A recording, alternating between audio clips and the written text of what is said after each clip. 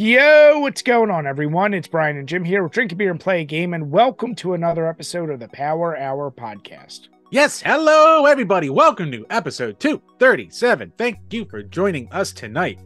So, speaking of joining, we actually have to give a big shout out to our boy, Nerdy Nick.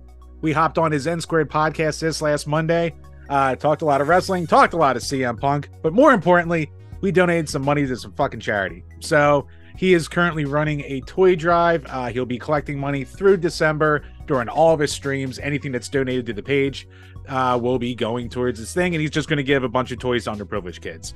So it's a good cause. Our audience showed up, did a lot of donating, raised almost $200 for him that night. So it was an awesome stream. So thank you to everyone out there who came up, who donated, all that good stuff.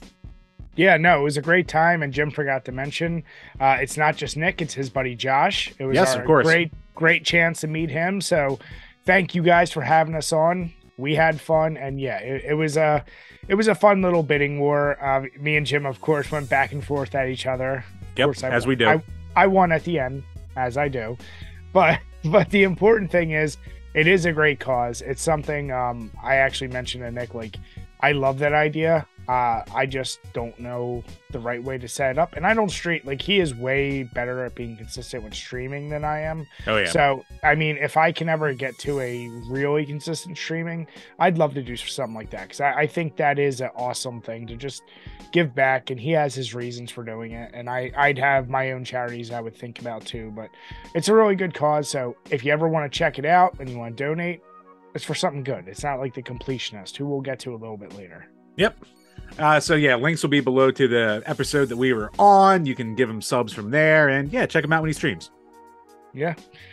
So Chambers, we've had a busy week. We were on the Nsquared podcast. We obviously, as of today, we're actually recording on a Wednesday, and we just released our latest bonus beers episode, where we finally, Speaking of Nick, finished off our review of Tiptoes, and it was a rough one to get through, because it's, for anyone who has seen this movie, what do you say? And for anyone who hasn't seen this movie, this isn't even a movie that I can jokingly be like, go watch it.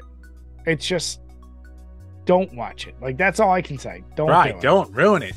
For the low price of $5 a month, people can find out why. But no, Nick joined us on there, so that episode is up right now on our Patreon, like Jim just said. So yeah, we've been busy boys. Yes, also another crusty corner for this week. We talking some feet. We talking some Capcom feet, Brian. And Jim's desire to coom. That's all. I've learned new words. Desire, need, obsession.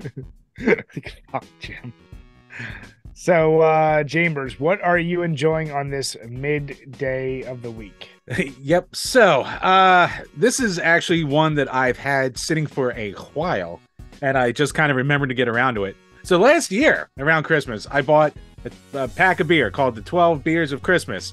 Or no, the 12 IPAs of Christmas from Stone Brewing.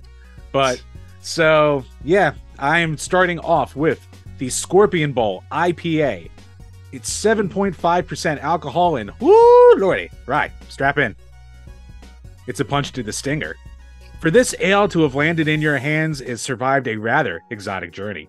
It began, as these things do, far, far away in an untamed land where the desert isles and seafaring traders' caravans alike evoke dreams of purple sands and mysterious flora, swallowed and hidden by fathom upon fathom of never-ending sea. Never-ending like this fucking paragraph, Jesus. Is it the never-ending story? Yeah. Yeah. And so it was there, where the ancient ritual drums could be heard past the tropic sands and deep in the jungle, that we found this recipe sealed with a scorpion's kiss. Midnight poetry whispered on the breeze of this mystical liberation.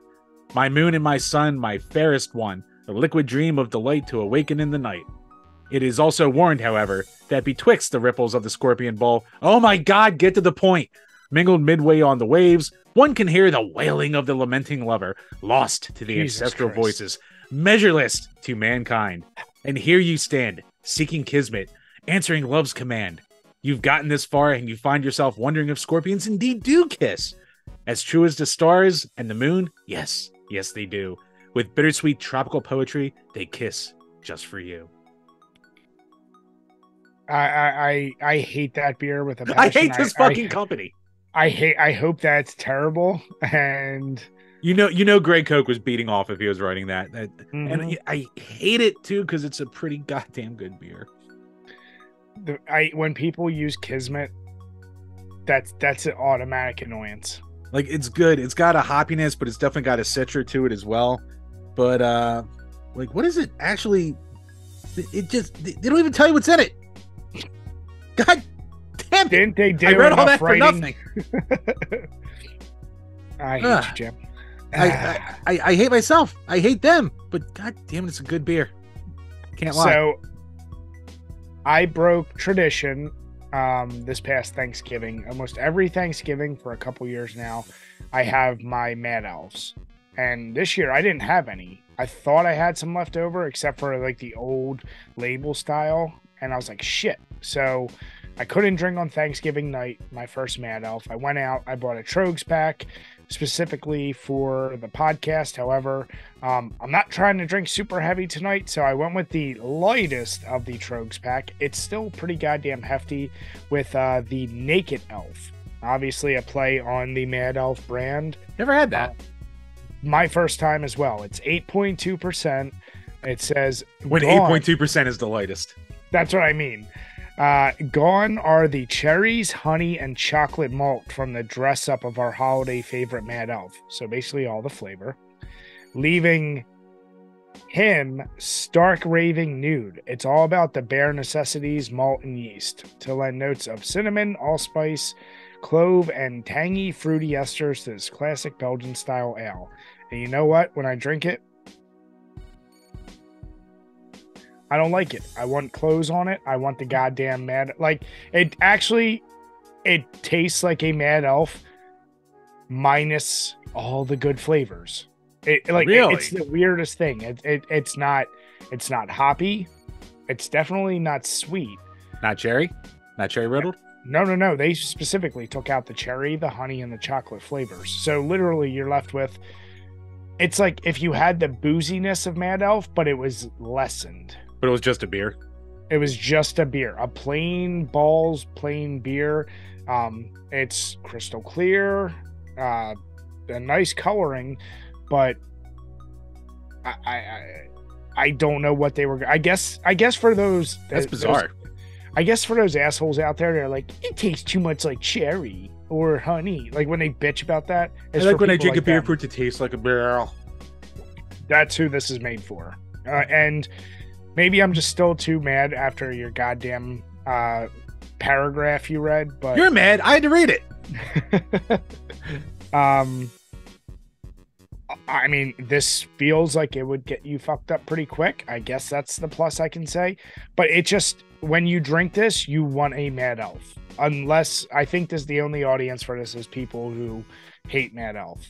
I'm shocked. Now, I'm being very harsh on it just because I am comparing it to Mad Elf. It's drinkable. It literally feels like I've never had a beer where I don't get any like malt or sugar, but then there's also zero bitterness. So it's a very odd thing. I'm going to save you a can so you can try it. I don't know what this sounds weird. This is weird. I would never it's in a variety pack, so I don't care. So is a gingerbread stout, which I've never had from them, which I'm excited to try, but that was like 13%. So I was like, well, not doing that tonight. So is that a rare Trogs miss, you would say, Brian? I'm trying to decide how much of a miss it is. It's like, it's still better than a lot of beers, but it's like, for Trogs, it's on the naughty list. Oh. See what I did there? Oh, I saw it. But yeah, Chambers, you are the little engine that could. You're just blubbing along. What have you been playing? Blubbing along, he says. Blubble. What have you been burning through to hit your level 23?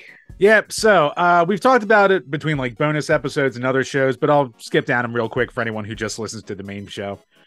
So first up, Bad Isabella. It was published by our good buddy Rue from Retro Rue Games. A game I don't really play a lot. It was a point and click game. Halloween themed. It was like a combination of like horror with comedy, and it did a pretty decent job of both. Like it did have some like legit kind of like little freaky things and scenes out of nowhere. I liked it. Like it's not like the most amazing game in the world, and it takes like about an hour and a half to beat. But like the comedy's decent. Like the horror elements are pretty cool. The puzzles are like tricky without being overly tricky. And it luckily doesn't have one of those like overly cumbersome menu systems where like they'll throw you like 1,000 items in the beginning of the game. And you're like, oop, let's try this here. Oop, not works. Oop, let's try this here. Like you only have like a couple limited spots, which I think like plays into the favor of the game. It was for the original Game Boy, so you know they had to do what they could. But the graphics were good, and there's even like a really cool Easter egg in there, which I'll never put the time in to get. But yeah, it was a cool little title. Next up, the complete opposite, a fucking disaster of a game, Rival Turf on the Super NES. It's a weird localization of a shitty beat 'em up, a Final Fight clone, published by Jalico. It's awful. It's one of the worst beat 'em ups I've ever fucking played. The hit detection's bad. The weapons are useless. The enemies are just cheap and take so much goddamn damage. It's just, the music is just ridiculously bad. Like the only plus it had at the time it came out was that it was like 2-player. But besides that, like stay away from it, never play it. I did off Switch Online and I regret it. And then last up, House of the Dead remake. It's kind of a mess. Now I played it on the Switch, so I think that has like the most performance problems of any of them. But I know like all of them kind of had their problems when it was first released. It was ported by the people who did the Panzer Dragoon remake, which I also didn't like. But I will say that I like this one more.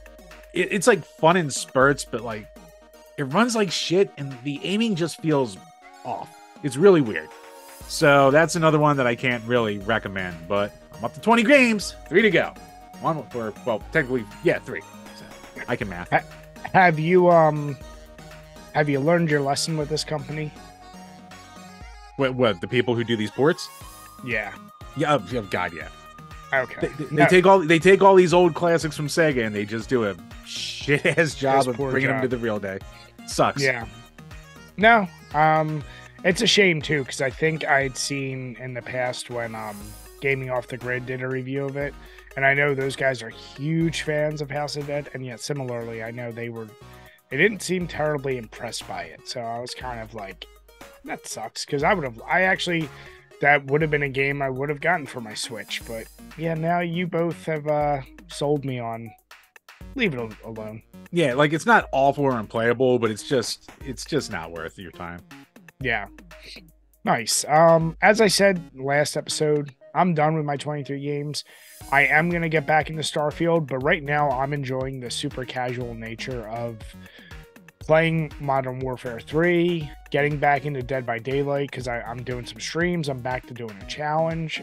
Tomorrow night I actually will be streaming again. Something happens, but I'm like, I think one of my things is, and Jim, you know me, like if I got a challenge, that drives me way more to do something versus if I'm just left to my own devices. So I like the idea of doing a challenge, so it's going to keep me really engaged. But those have kind of been it. I've played, I don't know if we talked about this on here. I did beat the TMNT Minecraft DLC I got with Logan. Oh, okay. It was, you know what? We've gotten the Sonic one, the TMNT one. Did we get a Super Mario one? I think we got one other one. I don't remember what it was. A Batman one. And you know what? I love that they are just pure love letters to fans, and there's shit in there. It's not like an amazing game. I forget how many stages there are. I think there's like 12 or something. And you know what? I beat it. It's a game. So whenever we do our recap of all the games we beat this year, I'm going to talk about it. But yeah, like I said, my only other game I want to make sure I finish off before we have our recap is going to probably be Starfield. Like, that's the only one. How about you also beat another game that you've been working on? Jim! How about you do the one you've been working on for like a year and a half, Brian? I just need to beat good games, Jim. Brian, just play the fucking game. It's not that long. But you always have to start for Christ's sake. But you always have to start at the fucking treehouse, and the saves are so terrible in that game. And no, they're not. You can save whenever. As long as you're not in a dungeon, you can save whenever. I do that, but then it always starts me in the treehouse. Every time I've reloaded my save, I wake up in, like, I've been in the middle of whatever, not a non-dungeon, just out and about. And every time I hit load, I wake up in the in Link's treehouse. So I have to then go. Yeah, I have to then go travel out to wherever. So that's annoying as shit. And it still has the save file there, as if you've been doing it. All the progress I've done, like if I've gotten collectibles or gotten far enough in doing something, that shit's all there. It's been ages since I've played, so maybe it kept your progress. You just start there and have to like run to where you need to go. No, that's what I'm saying. It's just that little. I was worried that like the battery was dead in the fucking thing and like it wasn't saving at all. No. It's definitely saving. It's just like annoying because if you have to, not that the map is oh my god big, but it's just one of those things. It's like I gotta wake up, I gotta jump down, run out to the forest, like Well, it's just.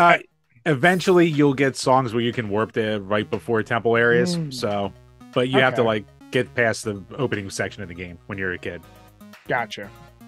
So it'll get better. It'll get better. Listen, it's one I've recognized when I do sit down and do it. I'm just gonna have a guide with me, so I'm not dicking. Like I want to just get to the dungeons, play against the bosses, and beat it. I don't want to do the collectathon. I don't want to do the cuckoo things. Like. No. Now, luckily, a lot of that you don't have to do at all to beat the game. Then that's right. Can you at least like beat it before the Sonic 3 movie comes out? Just announced today, December 20th, 2024. Can you beat it by then? I'll get it in by the end of the year. Come on, Jim. No, you fucking better. But Jane, we're speaking of getting it in, and the real question is: Are we about to have sex? You're gonna take it. You know that. I don't want to. I always take. I want to give. Well, you can give me the gift of finishing goddamn Bionic Commando because it was a Patreon request, Jim. Once I'm done to 23, that's what I'm going to go into. It'll be so 23. It'll be so freeing to be done by 20. I don't know if I'm going to get it. I hear it's actually like kind of a bitch of a game, so I don't want to I want to be able to just concentrate on that once I start in on it. Okay. So yes, I'll bang out some more shit games to finish my 23, and then I'll go into Bionic Commando. Which may what, Jim? Be a actually, shit game. I'm not going to be satisfied. Your whole list is null and void unless you get #1 in Tetris 99 by the end of the year. That's your real. I tried, Brian. I tried. That's your white whale. Come on, like 30 hours, and I tried, Brian. Come on, I believe in you. I don't believe in myself. A failure. Jim, next time I'm over there, I'm gonna borrow your Switch and I'm gonna get it for you just so it's on your. Don't you fucking dare! I'd rather never have it than have you take that from me.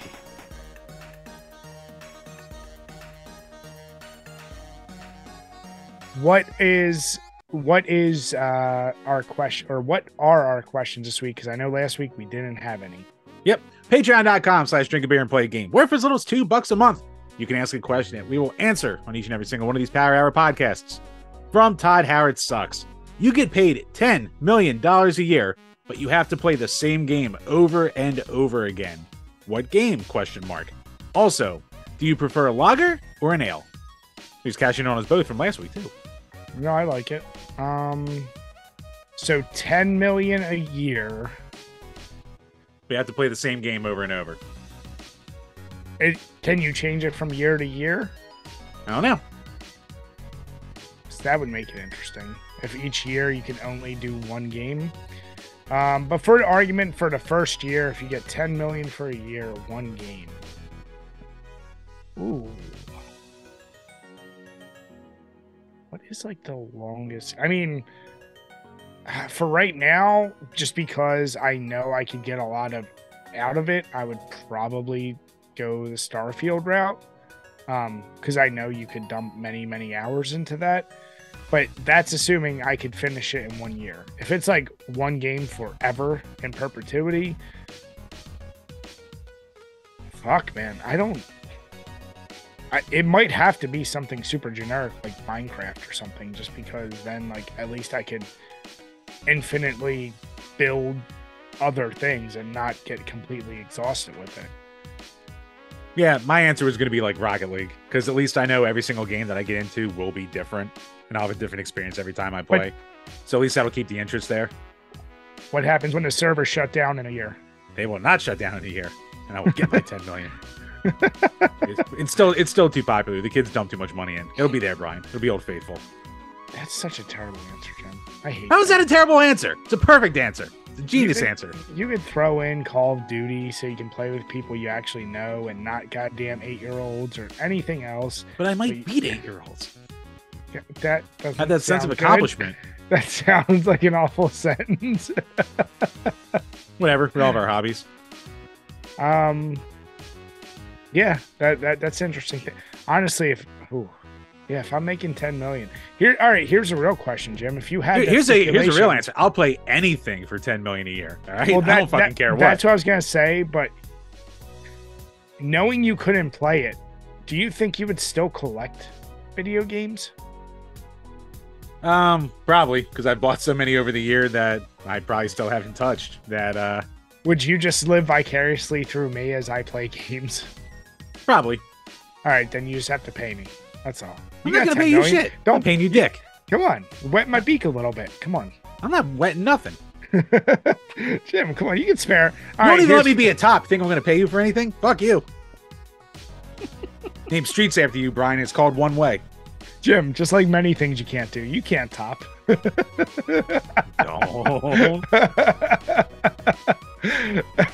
No, I do like that question, but yeah, if you want to pay me $10 million, you know what?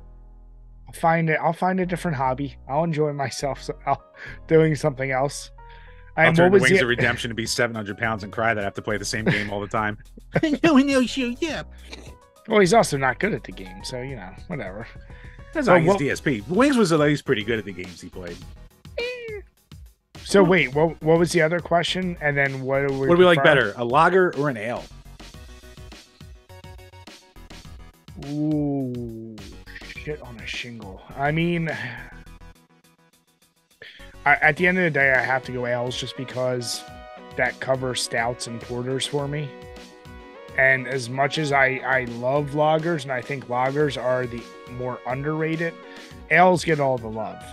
But lagers, there are some great ones. But yeah, ales, I mean, that encapsulates stouts, porters, IPAs. Like, there's so many more varieties of ales than there are lagers that, just from a variety standpoint, I gotta go with it. Yeah. There is a lot of variety there, but I just like lagers. Like, I think a lager is something that I can just sit down and just drink over and over again. Like, it's Old Faithful. It's old dependable. I'm a simple man, Brian. I could live off Yingling. I could live off just, what do you call it, like Yingling Light. I could be fine with that. But you then can't have sours anymore. It's fine. I can live with that. Which, then you just basically will never have real flavors again, because knowing your palate, you are only going to stick to the macros. Yeah. Why? Because, Brian, if your only goal is to get drunk, then just drink whiskey. Yeah, but then I get too sick off that. There's also a self-control problem, Brian. So I have to make sure that I fight for myself here. Longevity issue. You can no longer have your Smittix. I do love me my Smittixes. Can't have your pumpkins. Can't have your Mad Elves. I like them. I'm a fan, but I'm not a sipper, Brian. It's a problem. I'm not a sipper. Another terrible answer by Jim. Probably, but it's honest. It is. I like that question, though. Thank you, bud. I appreciate it, Todd Howard Sucks. Yes, but that wraps up the questions for this week. So once again, thank you to everyone out there. Make sure to get your questions in. Check out the postings and check out all the other bonus content over at patreon.com/DrinkABeerandPlayAGame for game review requests, movie review requests, bonus episodes of the podcast, and bonus segments in the Krusty Corner. Absolutely. Thank you, guys. We always, damn it, Jim. We always appreciate it. Yes, and if you're new to the podcast, check us out on YouTube, iTunes, or Spotify. Head on over to any one of those. Any help you have. I've only done this 237 goddamn times. But yeah, any support you have, any comments, always helps out the page. And also, for anyone out there who's looking to have a new skill, possibly, learn a new craft, learn some little history, there's a link below to our affiliate link to Skillshare. Check it out. Now, Chambers, we just closed Patreon questions with beer talk, and this week there's an interesting little item out there. And you know what, I'll be honest, I've always been drawn to things where you could have the FOMO of a limited release of something. This is not one of those times. So Tesla is releasing their Cyber Beer and Cyberstein limited edition set, coming in at a whopping $150. Woo! And this coincides with the release of their Cybertruck, and basically they are trying to have the stein and the shape of the cans simulate the polygonal shape of the Cybertruck. Polygonal. I'm gonna say polygon all day, every day. So the interesting thing, we tagged the link below from cyberbeer.com. I did some digging. Right. It's already completely sold out. 2 11.2 ounce bottles at 7% alcohol. Well worth $150. But it's already sold out, Jim. That's the crazy part. It sold out the same morning it was announced. The beer itself, and it won't say it on this site, was brewed by... No, it says it here. Brewed and bottled by the Buzzrock Brewing Company. At the bottom of the listing on the site. On the link that I have. Yes, it does. All right. Well, I stand corrected. Did you know they also did a little thing like this when they released tequila in 2020? No, I did not. For $250 a bottle. Ooh, Tesla mama. Tequila. Yeah. Mama. Apparently, as you would expect, there's already a resale market out there for these things. There's a part of me that looks at these and I'm like, of course I would. There's no chance in hell I would ever get these. They kind of look cool. I actually thought they looked like speakers at first. When I saw the picture without knowing contextually what I was looking at, I was like, they look like computer speakers. But yeah, I don't think I ever really need to try this. Oh, Brian, it gets better. So speaking of our good buddy Todd Howard Sucks, he actually just posted a tweet from a guy who got the beer. Some guy named Brian Stone saying, Tesla Cyber Beer is hot garbage. Not only is the lid rusted, but the beer is also nasty. What a miss. So a guy says, why did you drink it? So he says, because I paid $75 per bottle. I forced myself to drink it all.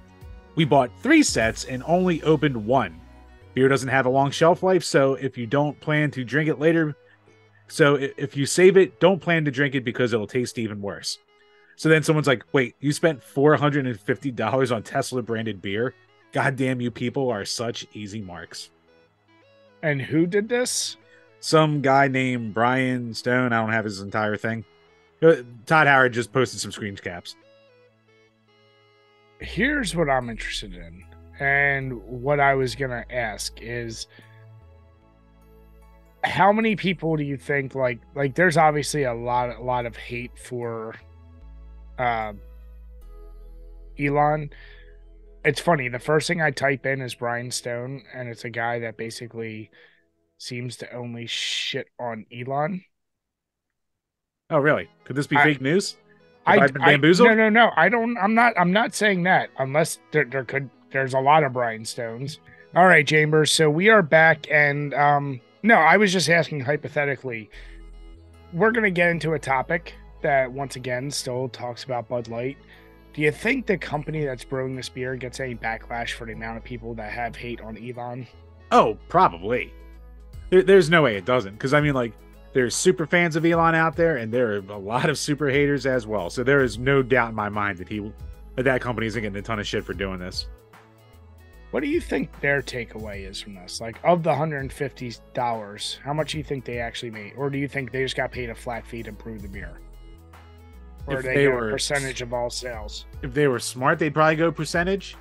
So that's a good question. I don't know, but I'm sure that since it sold out instantly, yeah, they're probably laughing to the bank and they don't care about a little angry tweets on Twitter. No, not at all. Yeah, this is one of those things. If somebody had it, I would love to try it just to know what $75 for a beer cost. I told you at our beer store, there's a beer called Wendigo. Wendigo? Yeah, it's a weird. I'm looking it up right now. It's from Anchorage Brewing Company. Now it's funny, if you go online, it's listed at $90 a bottle. Oh my god. And that's on sale from $109 a bottle. So well, that's a bargain then. When I see it at our store, it's listed at like $65. And I was like, it's for a regular ass 12-ounce bottle. And I'm like, why? It's 16% ABV. You know what, Jim? I think we need to spoil ourselves and get that and try it for the page. But Brian, first I need to get a certain swimsuit edition or something. Don't. You can save your coom for something else. No. It deserves my love, Brian. My appreciation. But yeah, no, I think for the good of the page, I think we have to do it. See if it's worth the dollars. And if somebody would like to donate Tesla beer to us, Cyber beer, I'll take it. Yep, goddamn right. And I'll let Jim watch me drink it. No, I don't want to be the beer cuck. You sit in the corner with your Bud Light. I'm just looking on an empty bottle. Let me smell the sheets, Sam. No, but I am a sucker for these items. And like I said, though, this is one that doesn't draw my interest at all. Brian, speaking of being a sucker, I just finished off that fucking Scorpion Bowl IPA. This is definitely better cold. Because as it warms up and, like, I guess all the flavors start to come out and stuff like that, it just tastes like a tree's asshole. It's just nothing but pine and hops. So it actually had, like, a more balanced flavor beforehand. So I'm sure some beer snob out there would hear that and be like, well, you're actually tasting flavor and you're supposed to drink like that. Well, it sucks. So shut up. Well, Jim, we...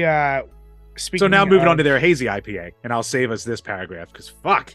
I was going to say, don't you dare. But speaking of shitty beer and everything that we've talked about with Bud Light.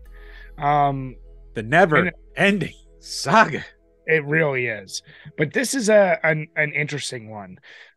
So the heir to Anheuser-Busch is selling his $4.45 million Malibu mansion. They allude that he's selling it in the wake of the whole fiasco with Bud Light. But what I actually find interesting is there's a lot of this article that goes over this house, how awesome it is, what he's selling it for. Right. But then that's the best 3-bedroom, 2-bath you've ever seen, isn't it? I know, it's only 4.4 some million, Jim. No, but what's interesting is as you keep reading, he's actually made all these statements and is really interested in trying to buy back the brand from AB-Inbev. Yep. And his whole, like, I guess he's been on talk shows about this, and which they sold to InBev for $52 billion. That's the part where I go, like, you sold it for $52 billion. So, you know, this guy, this is in 2008. They did this, by the way. Oh, so inflation now. Wonderful. So inflation now, but here's the crazy part. Right now, they're at a $27 billion market cap. So, you know, their numbers are down. This doesn't strike me as the type of guy that probably spent it all. So the real question is, let's say he goes in there and says, I want it for 30 or 40. He still walks away from the old deal up 12 billion. Well, even more so because 30 billion now is way less than 30 billion back then. You're right. Yeah. So, you know, he's basically very critical of how InBev has handled the whole situation and basically pointed to the core consumer for Bud Light has always been the frat house crowd. And that was synonymous with Bud Light, which I don't think is wrong. And he basically says that they've gone downhill from when his grandfather was in his 80s, still selling the bars, Budweiser and things like that. And he said the problem is they got a lot of woke people out of college who are taught all these ideals, and that's who is pushing these policies. And that's why that guy that we talked about a week ago, 2 weeks ago, who got fired, the head of the marketing, was fired. Is he wrong? I don't know. But the real question is... That sounds like a Coke to me. I think, like, it's probably a lot of things. Like, it definitely didn't help. It definitely took a huge hit from that marketing campaign. But, like, I mean, they took a big hit because of that. Like, there's no denying that. But it's also, like, I mean, the beer market in general has moved on a lot from Bud Light and shit like that. Like, we've read articles in the past 15 years about how the craft scene exploded. So, from 2008 to now, like... there's had a lot of competition out there now. There's a lot of things that they're going against. And, you know, beer snobs look at Bud Light and they go, oh, I'm not drinking that shit anyway. Yeah, but, I mean, if you go back to the history of anything that happened, right, there's going to be a turning point for everything. And whether justified or not, this marketing campaign was the final, face. Yep. It fucked them. It's their assassination of Franz Ferdinand at the end of the day. It's what's going to spark. There's a million things that could have happened. This was the impetus. I'm just saying, though, if this guy were to buy this back, wouldn't then the people who all hate AB-Inbev almost be forced to kind of be like, yeah, fuck them? Yeah, it might almost be like, yeah, because a lot of people hate InBev. So maybe they'd come rushing back to Bud Light, maybe? That's what I'm saying. Like, what if that is the turnaround point of, like, we're going to take this back? If there's, like, a big lawsuit or something or bidding thing, would the Busch family be the little guy in this? Compared to AB-Inbev, I think they are. I mean, yes, you're talking about two giants. Well, you know, whatever the value of their inheritance is at this point. But, yeah, they're technically the little guy. And it is just weird that he's trying to blame selling his house. This must be like his fifth house. It's probably just some coincidental bullshit. You know it's one of them. I was like, how the fuck do you write an article where he's lamenting having to sell his home? And then he's like, oh, but I'm going to buy back my $50 billion brand. Yeah. So, Jim, Sus, just Brian. when I think this saga can't get any weirder, when you have your favorite Kid Rock trying to tell everyone, give them a break, when you have this guy trying to buy it back, like, there's so much odd going on with this that it is keeping me intrigued. Like, what the fuck is going to happen? Kind of like the bullshit with Microsoft buying Activision. And it was like, are they really going to do it? Da, da, da, da. Like, I would love for this to be another one of those cases. Like, is he really going to do it? Like, what's going to happen? Well, this whole Bud Light thing's turning into it. We've been talking about it since fucking April. It just won't stop. There's always a twist and turn. I mean, we've said it from day one, Jim. Know your audience. Know that was a terrible idea. Brian, Dylan Mulvaney is too powerful. The girl dick will not be denied. What an asshole. But, Jim, speaking of stories that won't die, let's talk about another asshole. Mutahar now this is 9 days old by the time we're recording this. Moot is not the asshole here. That was a good transition. I'm saying, yeah, the completion, his story on the Completionist, we covered. I said I didn't understand, and it's funny because he actually, even in his thing, covered, like a lot of people are saying, why would him and Carl Jobst? Yeah, I kept saying Jobst. It's Jobst, apparently. Yeah, why would they cover this at all? Apparently, they got tipped off. They got tipped off. That's the only part that's still weird to me. It's like, I guess they are just, and drama is probably a simplification of whatever they do. The only thing that I thought was a little weird is like Mutahar's like, I only care for justice and truth. But I'm like, but you post about Cummy, like he's taking this very high moral high ground, and then I've seen other shit he's posted. And I'm like, yeah, you can't be playing both sides of that field. Like, so let's comment with that. I mean, you can still be a memer and a shit talker, but still want the right thing to happen. And yeah, that's as hypocritical as it gets now. How is that hypocritical? Let's not be that. Let's not be the constant. How is joking about cummies a bad thing? How's it bad, Brian? You just answered it. Who's it hurting? Who's it hurting? Everyone. Who's being hurt by it, Brian? society, the same way the completionist is hurting society, Jim. Because You're just he no basically fun. That's your problem. No, I enjoy the fun. I'm not ironically enjoying the fun. That's the difference. This is all drenched in irony. Right, And just then, enjoy the cummies. but his video, he hasn't posted anything further. They did have some follow up with him with the completionist and that whole situation. Well, yeah, it wasn't even followed with the completionist. It's just more like showing more of how they got their info, showing more of the digging they did. Like some of the more interesting things is like the first half is him responding to people who talked about the video the first time. Yeah. So like when Pro Jared bitched about it and other people, and then a person who runs another small charity giving their insight on it. And that was interesting because he's like, yeah, I mean, it kind of makes sense because $600K to a lot of people, to most people, that's a fuckload of money. But to like big charity corporations, that's a drop in the bucket. So it's like, it kind of would make sense because at that point, like, I forget the exact terminology, but there's a thing where it's like, if it's a certain threshold, you can kind of basically get a receipt to see exactly how it's being used. And I don't think 600K hits that. So there's a good chance that it could just go to a CEO salary. He's like, there is that chance. Now, obviously, the flying the ointment there is the fact that Gerard's been saying the whole time that they've been working with these companies when they obviously haven't. So it's a lot of false advertising going on, and that's what looks bad. But I thought it was also interesting how, like, through the records, you can see how much time they, like, claim in their taxes they spent on the charity. And apparently, Gerard only spent, like, 40 hours of his year in 2022 on the charity. And it's a family-run business, and, you know, the person who spent the most time was some name I forget. And they only spent like 200 hours in a year, which again is, you know, nothing.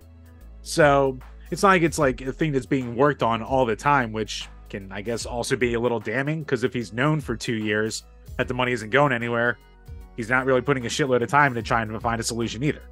Mm-hmm. So here's my question.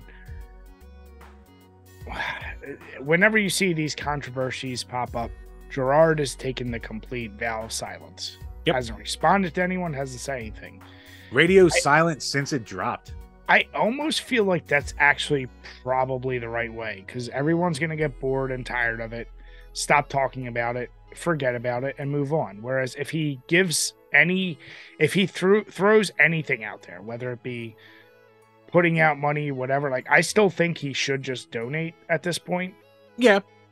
But if he donates, does that look like an admission of guilt? Or is it like, is he going to hold to, I'm still trying to find the right one to donate to? I don't know the answer here, but I already think like, do you see anyone still real, other than like us covering the Mutahar thing? Like, do you see anyone still even mentioning it or really talking about it? No, it's pretty much died down. Like, even people like, say, like Smash JT, who made like 10 videos on Gerard within like 2 weeks. He's still like, there's nothing to milk now. There's nothing else out there. So like, there's no updates and we're probably not going to hear an update until he officially responds. So, you know, that is what it is. But yeah, no, I mean, I like you said, I wasn't invested to begin with. I think this story is pretty much dead on the vine. I think, I don't know if Mutahar and Carl are going to keep following it up or what's going to actually come from it. I think they also have these high hopes that the IRS cares that much about. In the IRS's grand scheme, this is such a small amount that they're not going to do a formal, like, they'll do probably an audit, but it's not going to be probably what Mutahar and Carl think it is. Yeah, and again, everything might legally be on the up and up. It just still really looks bad too. You never know. So then it goes back to if it's legally okay or morally all right. Yeah. Morally, like all those questions, should they have gone through what now is the dragging him through the mud? And he's gonna be quiet, to your point from earlier, just because even Mutahar says in his follow-up video, he's like, he already said too much when he came onto our little call. So yeah, I'm just curious whenever eventually Gerard decides, maybe he never will, but if he decides to respond, then we'll cover it. Otherwise, yeah, I think that's a pretty dead topic. You know what? I was going to say he has to, but in a way he doesn't, because like, I just think back to like when Channel Awesome had that like changed the channel thing against their whole thing back in like 2018 now, however long ago it was. Yep. And yeah, Nostalgia Critic just kind of stayed quiet the entire time. And he moved on, and he's perfectly fine. Yeah. So I don't think we'll see much more. But Chambers, a very interesting thing, and I want to hear your take first about this. A YouTuber named James Lambert, who's been doing coding videos for the past 11 years and electronics. Like, dude's obviously very smart. Oh yeah. He's been porting Portal to the N64, and in his latest video, he shows the comparison to some of his early builds to how he's been able to help optimize it and have it run a lot smoother. What was your takeaway from this video? My first video was, holy shit, how? Like, it looks really good, and he has it running at like a really smooth frame rate. Luckily, Portal's a more enclosed game as is, so you can get away with like not having to deal with fog and all that crap, because you're not just, generating a ton of, never-ending large levels. It's little micro puzzles basically. But it looks awesome. Like, it's insane how smooth it runs. It's like almost like a consistent 60 frames at this point, isn't it? It's pretty damn. I mean, I just don't know how well it's going to control with the N64 controller, because like you still needed to have that twitchy, modern kind of control scheme. But using the C sticks kind of like Turok control with the stick, it looks like it controls pretty decently. Well, so my thought when I saw this, and I know you're going to hate that I say this, is why? Well, why? No. Like, why this game? And I know you love this game. I know people love this game. I still think it's highly overrated. I think it's a super, super cool mechanic in a game, but kind of like how Legend of Zelda has all these cool mechanics, like basically I call it like the Portal. It's not exactly like the Portal mechanic. It's a really cool mechanic that I felt like this game was a good tech demo for it. Whereas the game itself, like, I never found it witty. I didn't like the whole Gladys part, and all the cake is a lot, like, meh. I mean, you can kind of hate that, but you got to at least admit that like the puzzles were well made for incorporating the gimmick into it. Oh, no. I'm saying that, yeah, the mechanic, even the puzzles, me personally, I found them, I'm like, yeah, like it's something that even when I got to the end of the game, I was never like, oh man. I was like, yeah, I'm still at the end of the day, it's just utilizing this mechanic in a physics-based way that feels like a tech demo to me. But like, so what I'm saying is this guy is so incredibly talented. Like, if he can pull off this, I want to see him port like other shit, if anything. Like, I'm almost like he's wasting his time doing Portal. That, that's where and clearly he's someone, because he's been making these videos about Portal for over a year. And as I said, you look back on his older shit, he's done a lot of indie game developed for it, like working with shadow physics and lighting and all types of things on the N64. So yeah, I mean, he's pushing that hardware to its absolute limits. He understands it than most of the developers who've actually developed games for it. Oh god, yeah. Which is like, once again, it begs the question, like, I'd rather see this guy than just make a game from scratch, like a full game from scratch, and just porting over the Portal one. But it is cool to see him like pushing the limits too of a thing, because there's like, it's a different art, because maybe he doesn't have the creative bone to make his own game or levels, but he's really good at tinkering and optimizing. So like, there's different arts there. So I mean, it's kind of like the indie scene today, where you see all these like 1 or 2 man teams. Like, for as much as I hate like Paprium and Watermelon Games and Fonzie, like, they pushed the Genesis to its fucking limit with Paprium, the same way Bitmap Bureau did with Xenocrisis. Like, it's insane what they pulled off with those systems. So it's really cool to see people going back to these old systems and just like getting the absolute most out of them that you would have never expected back in the day. And that's what I'm saying. Like, there's no any if you feel I'm giving it any hate, it's nothing to do with like what he's doing is beyond, like, and even as he's explaining it, it's so much of it's just going over my head. Oh yeah, I sat there going But no, I agree with you completely though. I do love the building, the remaking or optimizing games, or people who are building like the Xenocrisis, Paprium, all that. I guess, like I said though, here's my question: as cool as I think it is there a part of you, the collector mindset of you, that like you kind of feel like, well, now it never really closes the door on games developed for those systems? Oh, I mean, I have a couple games that were newer games that are developed for old systems. Like I have Tanglewood, I have Xenocrisis, I have like Jalen Silent Bob on the NES, that beat 'em up that they made. So like, luckily I'm not like completionist when it comes to I see what you did there, you son of a bitch. When it comes to like collecting for any system. So I don't really have to care about that. I'm just gonna buy it if I want it. But yeah, for certain things, it's cool to have a new game for your old system, to pop, like to crack open a new clamshell case on a Sega Genesis game in like 2023. Like it's crazy. No. So there's a certain charm to that. Like I like it. Like I buy games from our buddy Rue, and he makes stuff for the Game Boy and the N64 and the Genesis and all that. Like he's making stuff for old systems. It's fun. It's cool to see what people come up with. Well, okay, then let me modify my question. And I like putting it on the wall, and it like looks cool there, just to have something so new and shiny. I hate that part of it, but I guess my question is, when people look back on these systems 40 years from now or whatever, do these games belong next to the originally developed games? Oh, I mean, if you're worried about like completing a set, no. But because like completing a set is completing the games that came out in its day. Yeah. So you have all these passion projects. Like, you know what system actually really started this whole boom of people trying to make new shit for old systems? The Dreamcast. That homebrew market has been going for like 15, 20 years at this point. Something insane. I told you that when I discovered Open Bore, which is I could easily, well, not easily, I could get the stuff, write it on the CDs and play it off my Dreamcast, but I also found the easy way to just do it off my computer. I said there last year when we were doing a level 50 club, like I did the Evil Dead beat 'em up. There's so many like interesting, take whatever franchise you want. Like there's Street Fighter beat 'em ups, there's Resident Evil beat 'em ups. Like that system is used for so many games that run really goddamn well, and they're pretty cool how they've pulled them off. So yeah, like I said, I love the passion for it.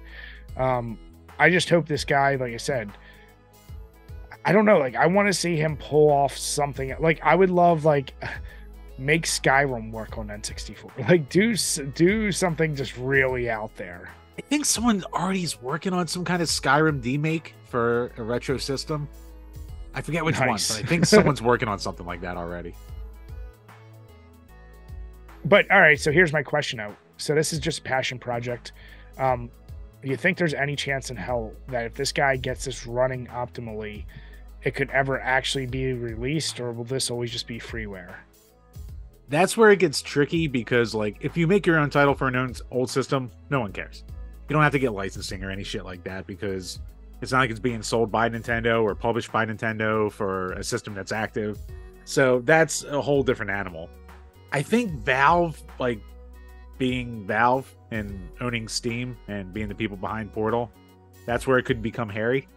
Like, I think maybe his smartest thing to do would be to maybe try to appeal to fucking Gabe Newell and be like, hey, can I put this out there? Maybe just at least put it on Steam, or can you put it on Steam and give me a cut, basically, thing like that. Like that would be really cool.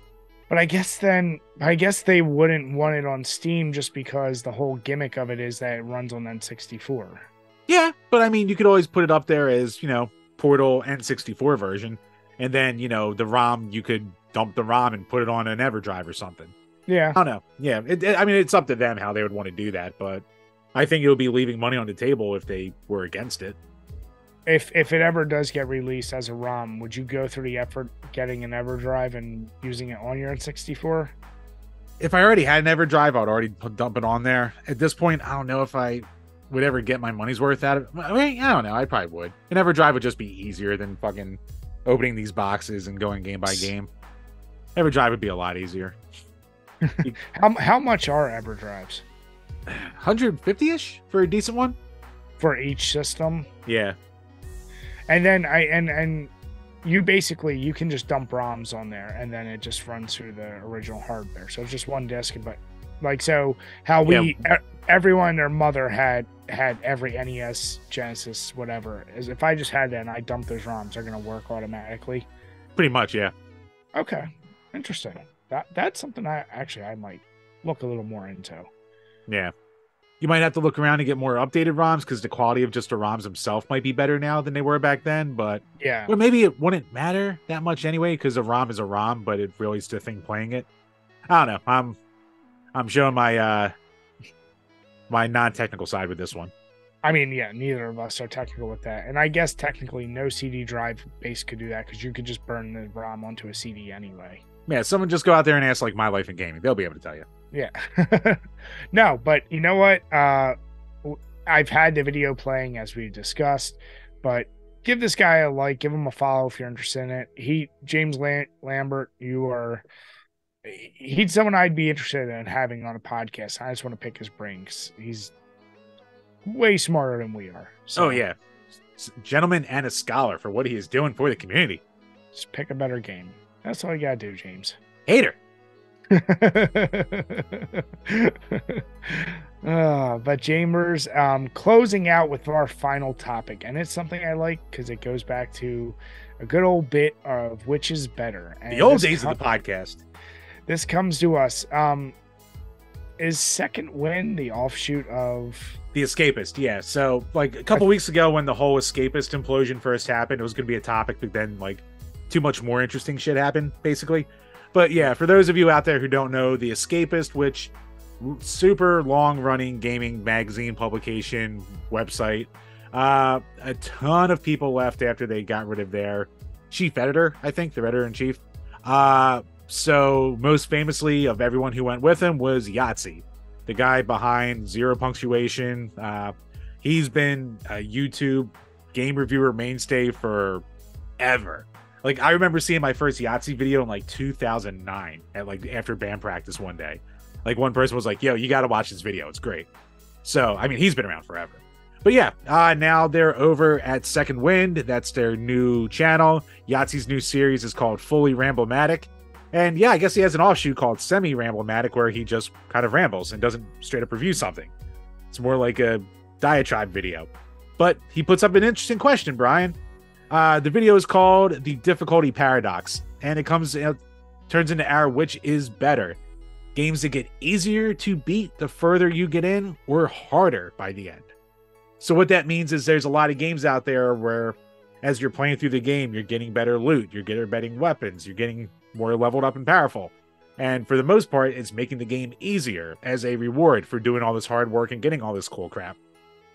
Or is it better to have a game basically power creep along with you, test all of the skills that you've accumulated throughout your playthrough of the game, and be really hard by the end and feel like a real accomplishment at that point?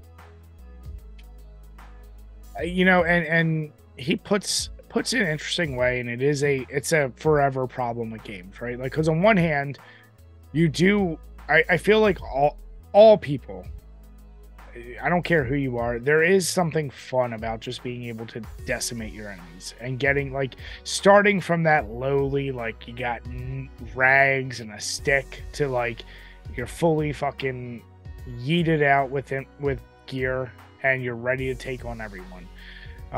That's not the right use of yeeted, but okay. You know what I'm saying. But at the end of the day, does it make it easy? Yeah, and I've always had this personal problem with it, like, I've never seen a developer, and maybe I'm being too harsh, but the majority of developers, the way they solve the difficulty is you just make enemies way more spongy. It's the same enemies, but their hit points increase, which to me, that's boring as shit. Or you just constantly reuse previous bosses you already beat over and over again, which once again, then it's like the classic end of game boss rush. Yeah, it's like, or you go, like the Castlevania route where it's like you're gonna have a marathon of boss after boss after boss, and that's kind of like you're testing everything. But in that game, you never really, even though you can upgrade your whip and have a lot more number of your specialty weapons. You're not Can you upgrade really your Nene? don't you goddamn dare.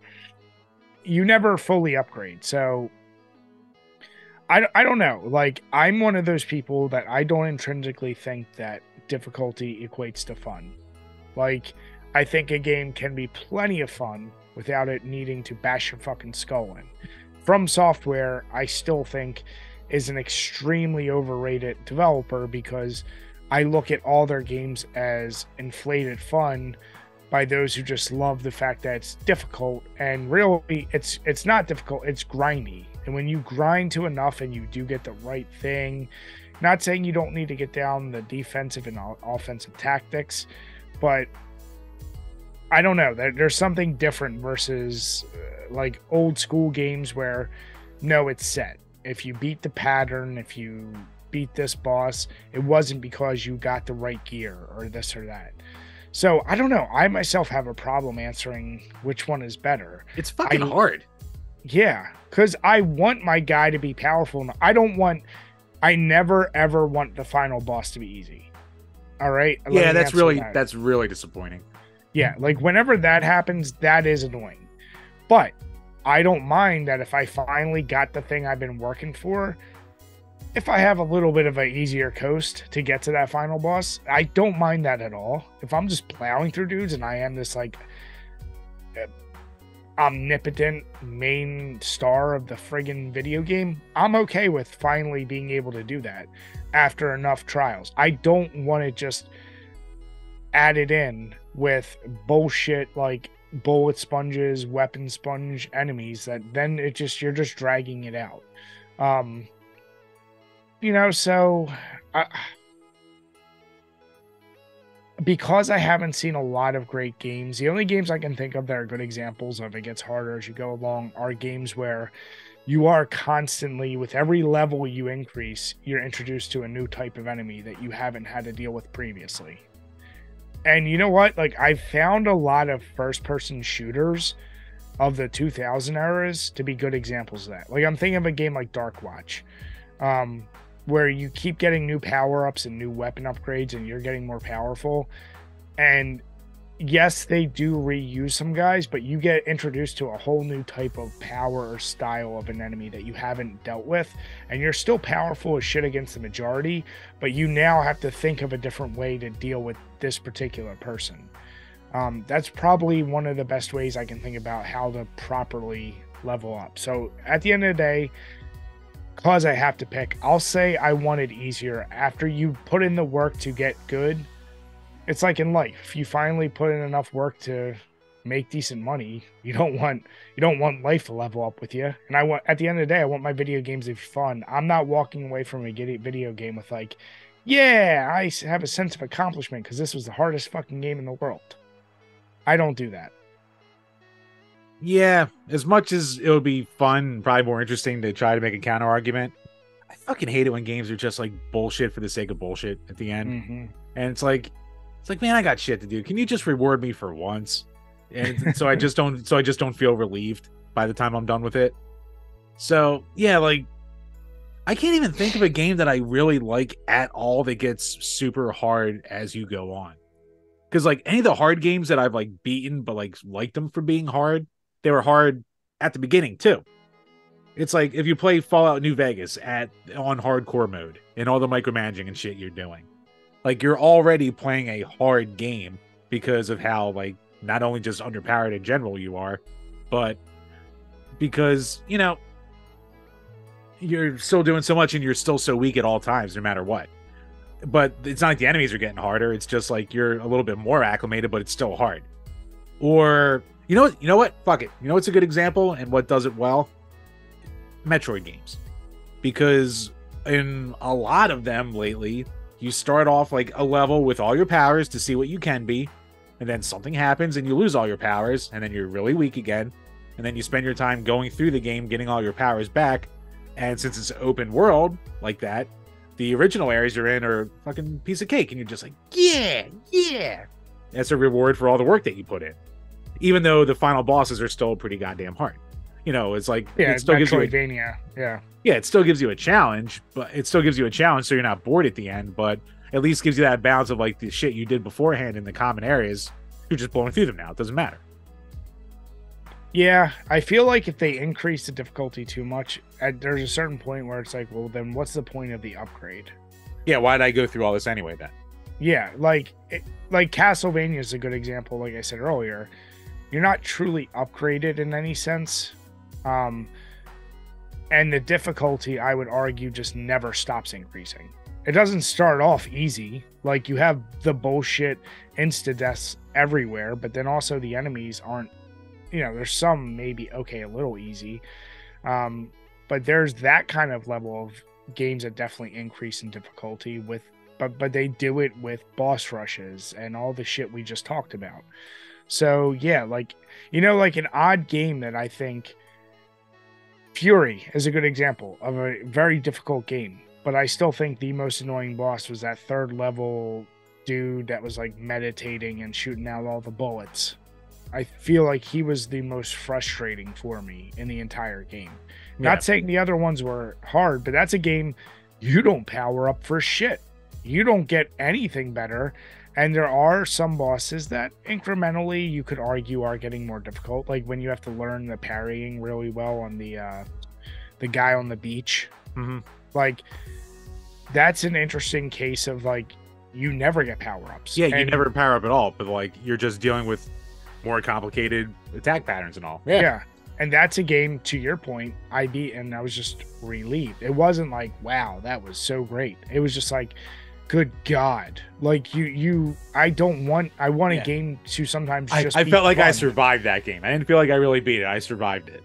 Yeah. Whereas Fallout's an excellent example. When I did New Vegas hardcore mode a few years ago, yeah, like especially that one early valley where there's all the death claws, if you're not like just decked out with crazy stuff, you will. And yes, you could cheese some strategies, maybe lay down mines or shoot them from really far, but like you're fucked. But dude, if you get fuck power the death armor, claws, if you make a left instead of a right, you're in a valley of cadozers and you are fucked. Those things are worse than death claws. But you know what? The most fun I have in every single Fallout game is the inevitable end of game.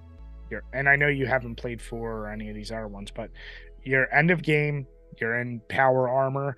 You probably are at the point when you've saved up your rockets and you're going to use them, or you have your minigun, or you are literally going over that bridge in New Vegas and just mowing down dudes left and right. And there is something so satisfying because you don't even care about loot at that point. You're like, I'm going to fuck all of you up. And yeah, they throw like one strong guy, but you're not even scared of them anymore. You're like, no, I'm just as strong as you. I'm still going to fuck you. Like, there's something so fun about that. You know, it's another good example, especially from a first-person game. Fucking BioShock. When you're at the end and you're just going, like, you're plowing through big daddies at that point. Like, yeah, you're not like even a little bit scared. I love that. Like, that is so fun. I still say, when you learn in Mega Man 2 to just get Metal Man's blades, and you can just tear through that game, I'm sorry, that becomes so much more enjoyable. Like, when you can spam it infinitely, you're like, okay, yeah, fuck you, platforms and annoying enemies. Like, it's kind of getting your payback. I'm sorry, I don't want to continually be in a rage as I play through my game. Yeah, I gotta agree. So, and you know what? I get it. There's folks out there that they want their games to be very challenging. Okay, I don't need that. I've never really needed that. I've beaten plenty of really hard games, going through Cuphead, Fury. I forget if I beat Silver Surfer, but like I've beaten tough enough games to know I can, but I don't want to anymore. Like, I'm at the point where I'm like, yeah, I don't need to do that. Yeah, like I don't have the patience for shit like Ghosts and Goblins or any of that crap. Like, you know, if you're just gonna be cheap, like, fuck you. You can balance it. You can make it hard, but you can balance it. You know what? It goes back to what I said. First-person shooters. BioShock's a good example. Doom, the remake. Oh, you do get upgraded, but you know what? They do like a Dark Watch, which is you keep getting those new, bigger, badder enemy types as you go on. So that's, to me, how you kind of balance it. Whereas like every other enemy, yeah, you're just like, fuck you. Yeah. You're like, Pinkies, get the fuck out of my way. But then, oh shit, they threw Cyber Demon at me or whatever his name is. You're like, okay, this is a little tougher. Yeah. So that's to me how you do it. So end of day, I want it a little bit easier. I put my time in. Let me have some goddamn fun. Just give me my release. Like me and my goon brothers. Just give me my release. Sweet release. I hate so much that I now know what gooning means. I hate it so much, Jim. Right, I'm just here to educate you. But no, I like the topic, Jim. So good pull on that one. Yay! I'm still gonna smack the shit out of you when I see you, but good pull. Deserved. But Chambers, how did the multi-paragraph beers treat you? So yeah, I already mentioned it. The Scorpion Bowl IPA, it was good at first, but as it got warmer, it was just too much hops, too bitter. But actually, the Hazy IPA, 6.7% alcohol. El Dorado is and Sabro hops, along with tropical, citrus, and juicy flavor notes. I mean, it's a bog standard hazy IPA, but it was a really good one, and I enjoyed it from beginning to end. Like, it wasn't like a drastic change in the flavor profile or anything as it warmed up. What it was what it was, and it was a very good hazy IPA. Nice. This naked one.